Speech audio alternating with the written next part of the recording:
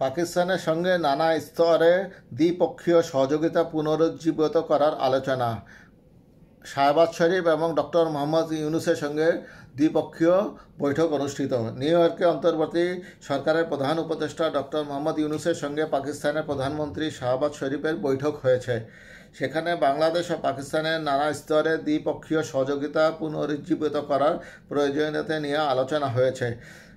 প্রধান উপদেষ্টার এক্স হ্যান্ডেলের এক পোস্টে জানানো হয়েছে, নিউ ইয়র্কের স্থানীয় সময় বুধবার সকালে অন্তর্বর্তী সরকারের প্রধান উপদেষ্টার সঙ্গে পাকিস্তানের প্রধানমন্ত্রীর বৈঠক হয়। জাতিসংঘের সাধারণ পরিষদের অধিবেশনের ফাঁকে দুই দেশের শীর্ষ নেতারা এই বৈঠক করেন।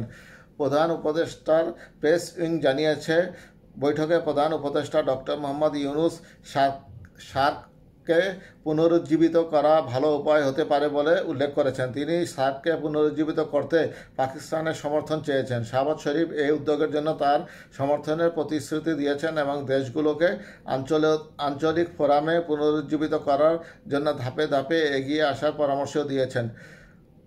শাহবাজ শরীফ বললেন, বিভিন্ন ক্ষেত্রে সহযোগিতা বাড়াতে বাংলাদেশ ও পাকিস্তানের সম্পর্কের ক্ষেত্রে একটি নতুন অধ্যায় খোলা উচিত।